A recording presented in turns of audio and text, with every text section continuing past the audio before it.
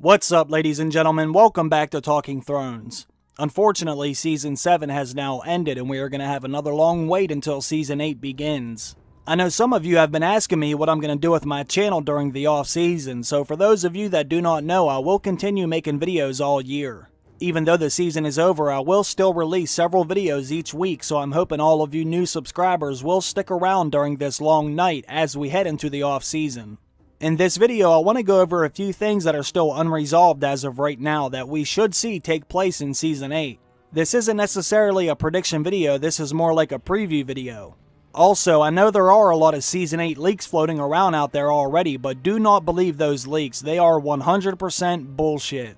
There were a few different things that happened in the Season 7 finale that can change the landscape in the last season. The final season will only have 6 episodes, but one of HBO's executives said they want to make each episode in Season 8 feature film length, somewhere around 90 minutes per episode. So even though there is only 6 episodes left, the episodes will be long enough to give us a full season worth of content, and considering how fast things are moving, I think we can expect just about anything to happen in Season 8. So first I want to talk about the relationship between Jon Snow and Daenerys Targaryen. As we saw in the Season 7 finale, Jon and Dany have honored the Targaryen tradition by keeping it all in the family. Ever since Season 1, Daenerys has assumed she can no longer have children, and they have made sure to remind us of this several times in the last few episodes, but I think it's quite clear now that Daenerys will in fact get pregnant anyway. As I have said in my last video, I believe death will pay for life, which will allow Daenerys to get pregnant once again. But not only will she get pregnant, I believe she will have Jon Snow's child. Some of you said since Jon Snow is a Targaryen and Daenerys is a Targaryen, that could be the perfect ingredients, I should say, that would allow for this to happen. Some of you have also said since Jon Snow has died, it was his death that would actually pay for life, and that's what will cause Daenerys to get pregnant. Personally, I still think it's because of Viserion's death. I think Daenerys had to lose something close to her for her to be able to pay for life. But I do like the idea about Daenerys needing to breed with another Targaryen to allow her to have children. I do think that is a very good candidate. But now you have to wonder about their relationship moving forward. We just got a massive revelation thanks to Bran Stark and Samwell Tarly. Rhaegar and Lyanna were married, and this makes Jon Snow a legitimate Targaryen and rightful heir to the Iron Throne, putting him in front of Daenerys Targaryen's claim. This news is going to completely change the face of the politics in Westeros, although the Great War is here. This is going to make Dany and Jon's relationship very awkward. If Daenerys is in fact pregnant, Jon is going to have to make a tough decision. We know that Jon is not going to want a child of his being born a bastard. That was the whole reason he was still a virgin in the first place. He told Sam the reason why he never slept with Ross was because what if he got her pregnant? Then there would be another bastard named Snow, and that's not a good life for a child. So I sat there, in the brothel, as Rose took off her clothes. But I couldn't do it. Because all I could think was, what if I got her pregnant? If she had a child, another bastard named Snow.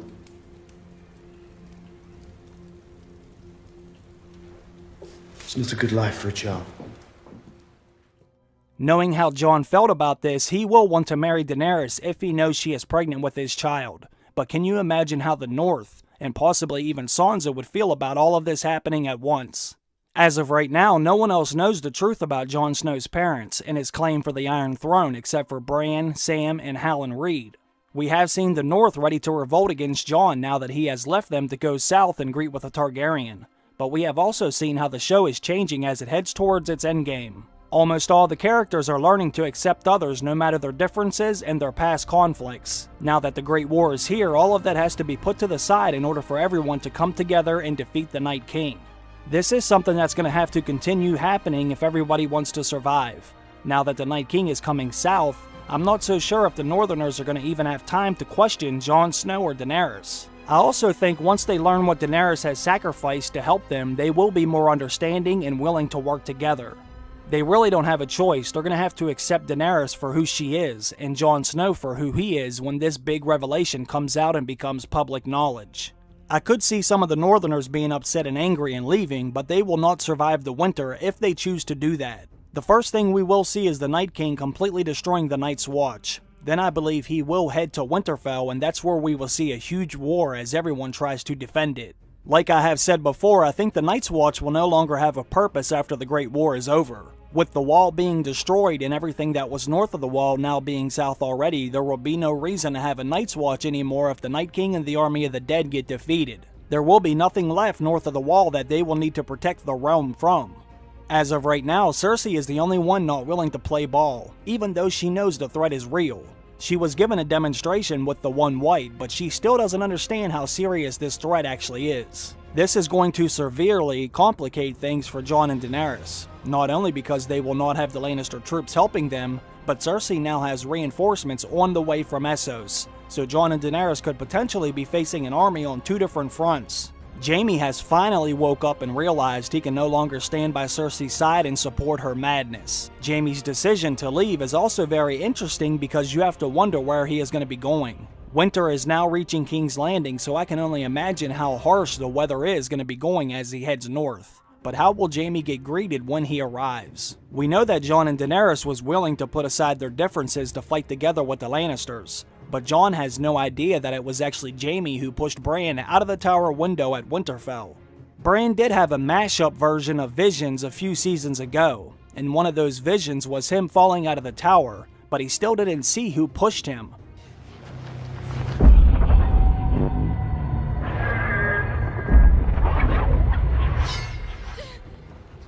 The only two people alive right now that know this for a fact is Theon and Brienne.